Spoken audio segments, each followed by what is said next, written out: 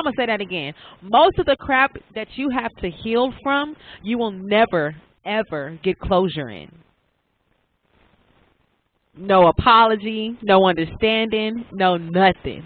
I was afraid that if I allow myself to open up and then end up getting hurt again, I'd feel stupid because it's like, dang, when am I going to learn type thing, right? But most times our thoughts can get in the way of what's the reality.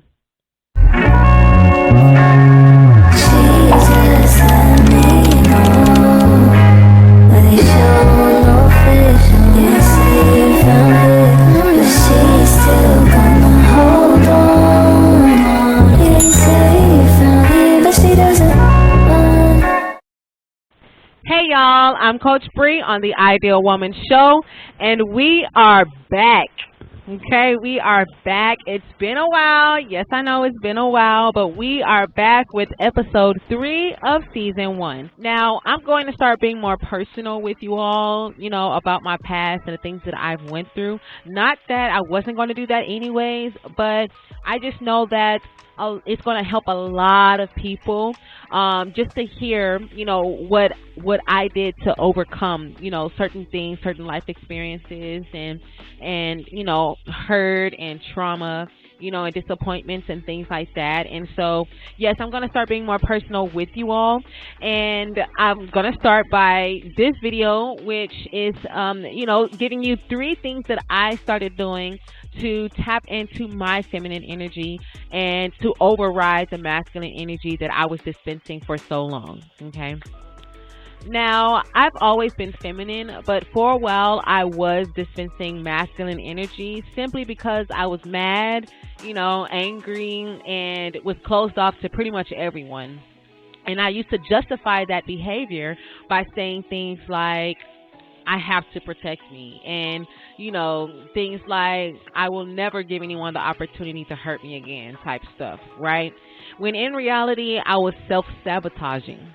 I was sabotaging myself out of good relationships with genuine people, and worst of all, I was sabotaging my character. My character.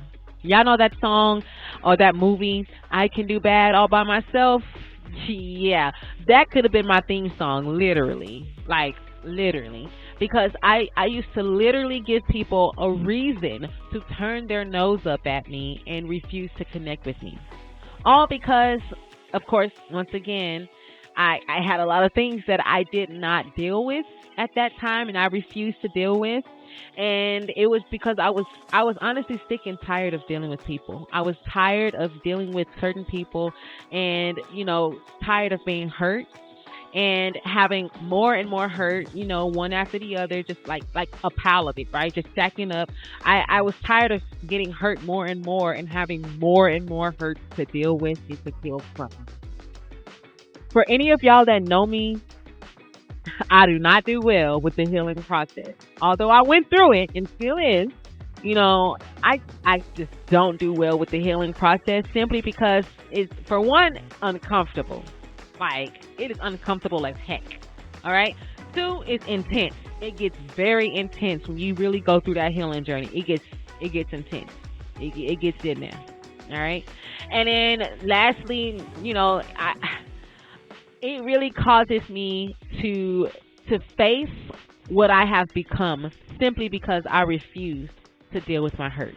And that I really didn't want to. I didn't want to acknowledge what I have become just because I didn't sit out the time to deal with my hurt. I didn't want to face it. And if you've ever noticed during your healing journey, most of the crap you have to heal from, you will never get closure in. I'm going to say that again. Most of the crap that you have to heal from, you will never, ever get closure in. No apology, no understanding, no nothing. Oof. Let me get my wine right now, because see,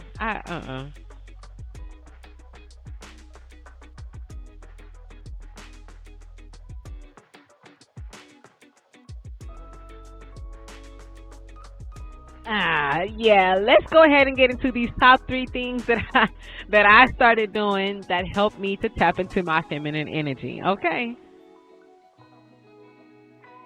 All right. So number 1, I started making myself more approachable. This seems like an easy one, right? Like, oh yeah, you can always change your approach. You can always make yourself look more approachable. That is entirely incorrect, all right? It is not easy to change your demeanor overnight, okay? It don't matter what type of clothes you choose to start wearing. It don't matter, the amount of makeup you choose to put on, baby. It is all a mask, all right? The only way you can really change your demeanor, and the only way I could really change my demeanor, is I had to really start working on the inner me. Because at the end of the day, what's within will come out, right?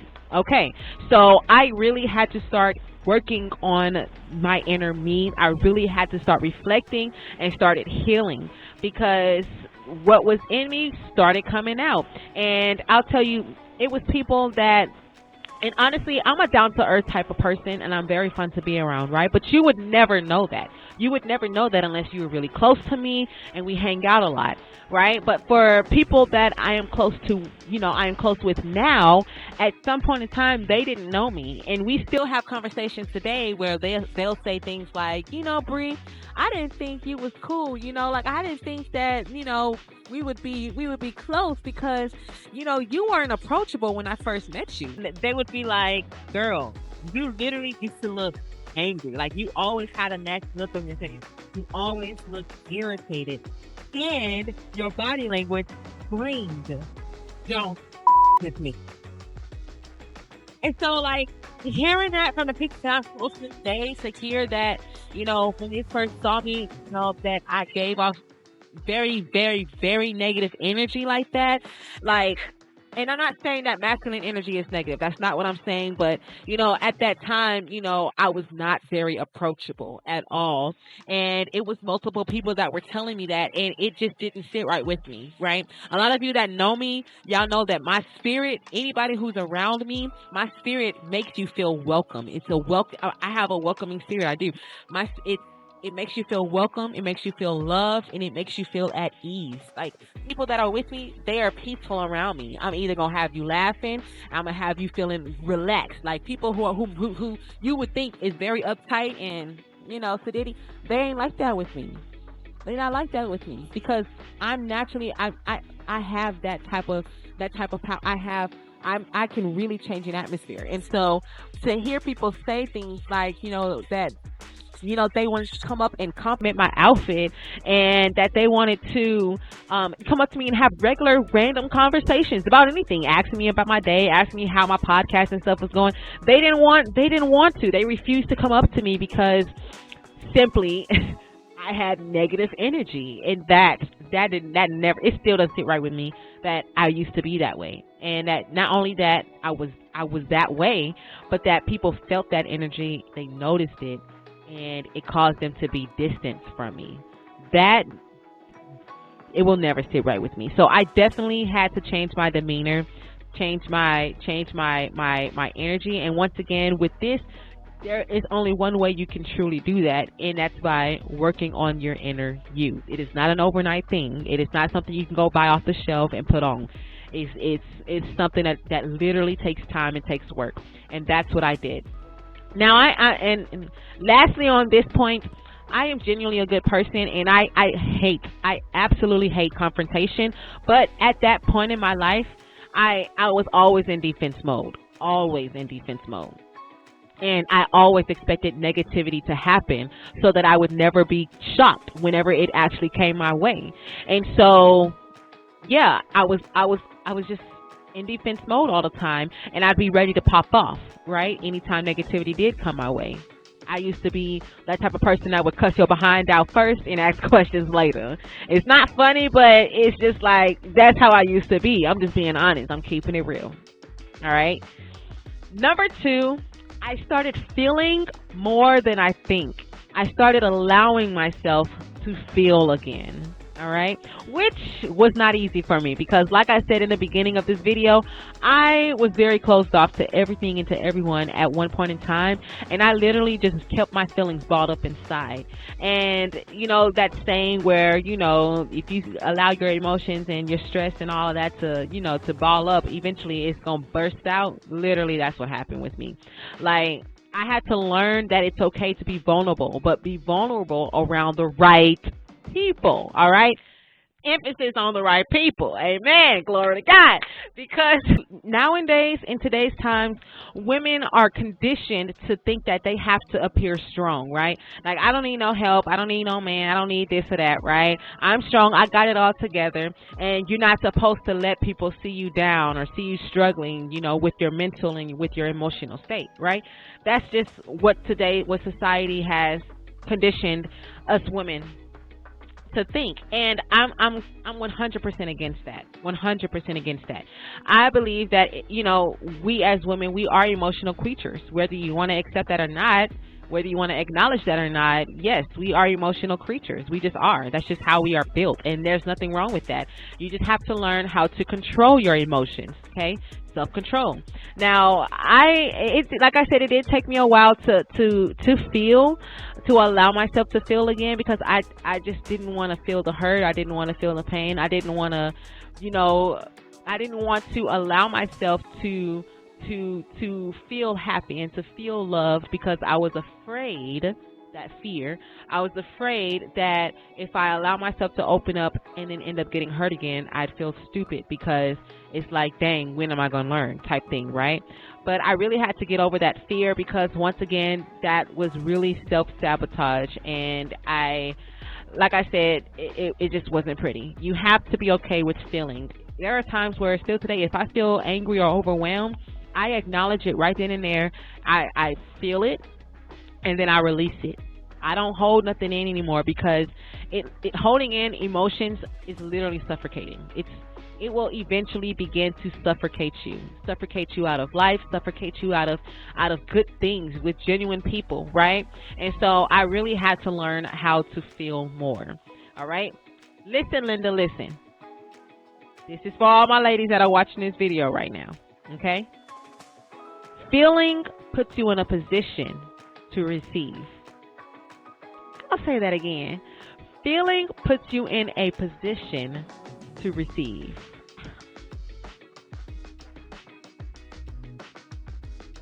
Let that marinate. It does. One more thing for point 2 is that I used to think myself out of a lot of good things. Instead of allowing myself to enjoy the moment, I was constantly in my head trying to math everything out, literally. And then I would literally calculate the chances of everything. I would calculate the chances of everything. For example, I would sit up here and think to myself like, now, is this person or thing beneficial? Do I see this being long term? Do I see this turning out well, or are they temporary and just a waste of my time type thing? You know, like I would literally sit and think for hours, and sometimes it would keep me up. It would keep me from resting, because my thoughts are just, you know, it's just on the go and thinking so much about assumptions. Like, instead of enjoying the moments and observing as I go with certain people and things, you know, I was just calculating everything. And although that's not a bad thing to consider when getting connected to you know, something or someone, most times our thoughts can get in the way of what's the reality, because our thoughts come from our experiences and our hurts. And if you haven't dealt with certain things, properly, then you're always going to look at it from a biased perspective rather than from an open and cleared heart and mind. So I really had to get that under control and started feeling more than I think. And that's actually turned out pretty well for me, I must say. I'm not capping. Like, I'm being serious. That's really been turning out really great for me. And then lastly, letter 3. Letter 3. God help me. Number 3. I started separating myself from who I am at work and who I am outside of work. I literally had to start separating myself from that. And let me tell you why. On the job, I am in leadership position. So I'm either guiding people or training people or taking control over certain situations, that type of stuff. But outside of work, I no longer operate in that masculine energy where I'm taking control, right? Being in control of everything, which is not easy for me. Not easy for me at all. Only reason being is because I'm a perfectionist and I'm very, very OCD. I like things a certain way. And so when I see things, you know, out of control or out of order and just chaotic, like I tend to have that urge to want to just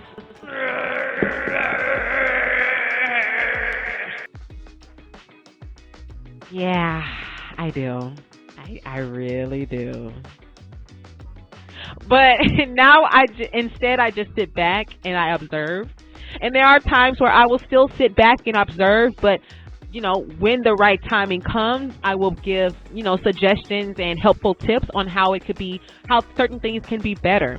You know, and I think that's been a really good practice for me overall, simply because, you know, I believe that, you know, a major role as a woman is to maintenance.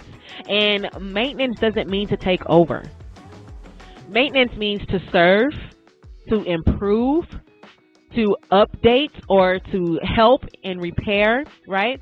It also means to nurture and to feed into. That's what maintenance means. And I believe that maintenance plays a major role, you know, in being a woman. And we as women, that's one of the major roles we play is being able to maintenance everything and everyone that we are connected to and, you know, that we're close to, excuse me. And so, yeah, and I don't believe that it makes you weak or less than. That's just what we were made to do as women. We're not made to be in control of everything. We're not supposed to be in control of everyone and of everything and of every situation. No, like that's not even fun. Like who wants to be a know-it-all, and who wants to have their hands in everything and be in control of everything where you have to call the shots and make the decisions. I don't like that at all. Okay? I don't. So I like the fact that I can sit back and be the receiver and then just maintenance what I'm receiving. Hello. So yeah. Yeah. It's that simple. It really is that simple. I mean, honestly, that's really the root to all females' problems, to all women of today problems. That's the main thing about feminine energy, about feminine women. That dispense masculine energy is that we always want to be in control of everything, and we never feel like, you know, we are wrong for being that way. No, baby, yeah, you are. It's just my opinion. If you want to argue about it, go argue with your mama.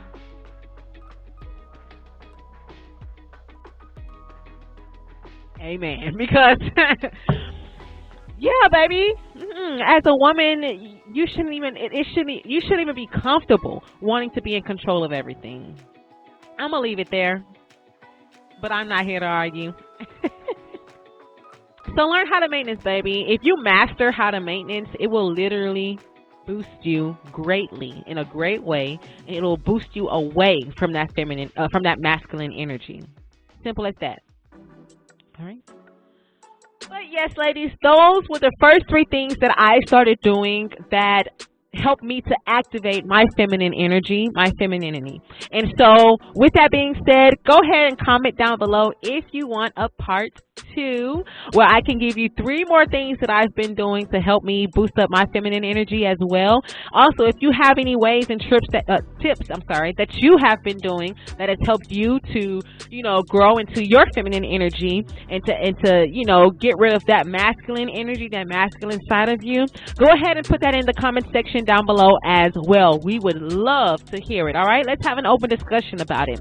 Also, go ahead and subscribe to my channel and like these videos, all right, so you can always be up to date on when more videos are posted. interested. Also, my social media will be posted in the description box down below. So make sure you follow me on Instagram, Facebook, and TikTok so you'll be up to date on what's going on with Ideal Woman Show. All right? Other than that, thank you for watching my video, and Coach Bree is out. Bye.